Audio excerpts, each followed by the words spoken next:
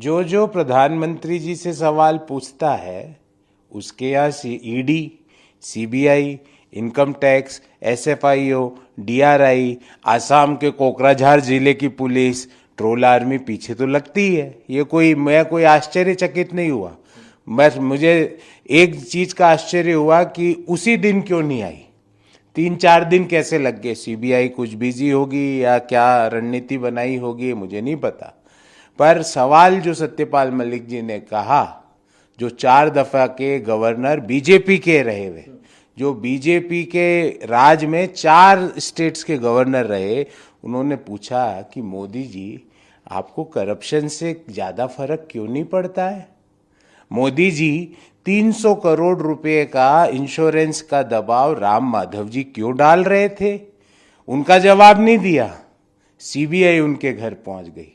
जो व्यक्ति सवाल पूछता है उसके घर ये जांच एजेंसियां पहुंच जाती है। और महाराष्ट्र का एक सांसद खुलेआम कहता है कि मेरा ईडी, सीबीआई, एसएफआईओ, डीआरआई कुछ नहीं बिगाड़ सकती क्योंकि मैं भाजपा का सांसद हूं। हमने देखा हेमंत बिश्व शर्मा भ्रष्टाचारी नंबर 1 था जब वो कांग्रेस में था। आज वो ईमानदार नंबर 1 बन गया। ये फिल्मों के नाम नहीं है।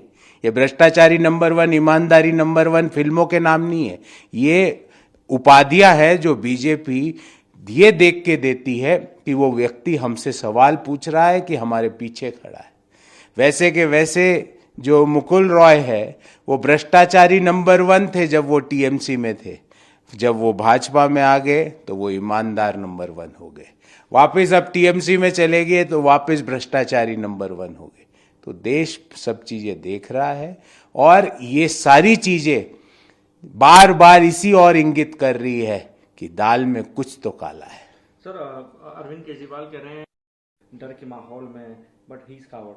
नहीं, अरविंद केजरीवाल जी जो बोल रहे हैं, पर सत्यपाल मलिक जी ने जो सवाल उठाए, हम उन सवालों को प्रधानमंत्री जी से पुनः पूछना चाहते हैं कि प्रधानमंत्री जी आपको भ्रष्टाचार से इतना फर्क क्यों नहीं पड़ता है? आपको पढ़ना चाहिए।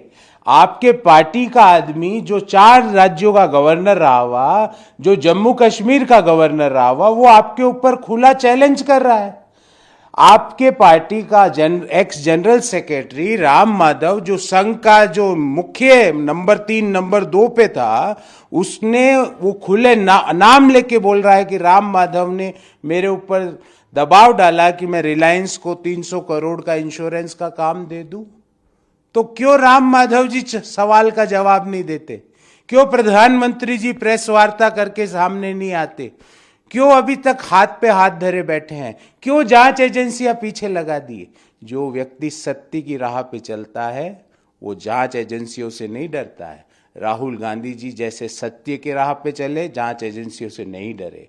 मुझे उम्मीद है कि सत्यपाल मलिक जी ने भी जो सत्य की राह पकड़ी है वो जांच एजेंसियों के घबराहट में आके, डर में आकर कुछ भी अपने जो स्टेटमेंट्स है उसे वापस नहीं लेंगे। कि कांग्रेस, असम कांग्रेस को जिस तरीके से रिएक्ट करना चाहिए तो उस तरीके से रिएक्ट नहीं किया, बल्कि अपोजिट हुआ। वो असम की बेटी है। देखिए, ना कुछ है ही नहीं, उसका पहाड़ बनाने की कोशिश हेमंत बिश्व शर्मा कर रहे हैं। सवाल ये है कि आज लुइस बर्जर केस की घोटाले में उन्होंने क्या जांच करी? वो खुद डायरेक्टली उसमें आरोपी है, उसमें क्या जांच हुई?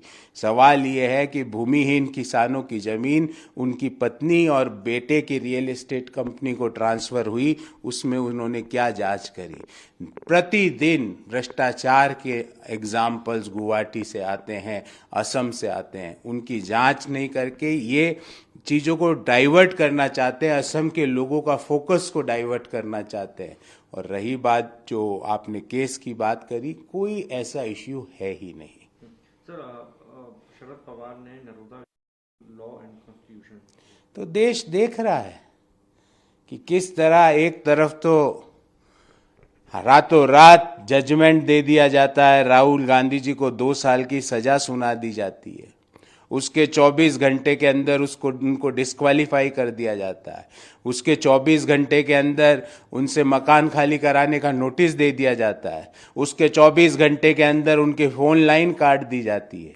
ये लोग, ये देश के लोग, इस मिट्टी के बने हुए लोग डरने वाले लोग नहीं हैं। देश देख रहा है। और दूसरी तरफ किस तरह जो एक बड़ा मैं कहूँगा एक नरसंहार टाइप चीज हुई गुजरात में, उसमें कोई दोषी नहीं है। ये तो वही बात हो गई कि no one had killed them, किसी ने उनको नहीं मारा, सब निर्दोष है। मोदी जी, भारतीय जनता पार्टी के सारे कार्यकर्ताओं को, नेताओं को मैं पूछना चाहता हूँ, नेतागिरी, एक अपनी पार्टी की आइडियोलॉजी, ये सब एक जगह होती है, पर उससे भी बड़ी चीज होती है इंसानियत, उससे भी बड़ी चीज होती है एकता, उससे भी बड़ी चीज होती है मानवता।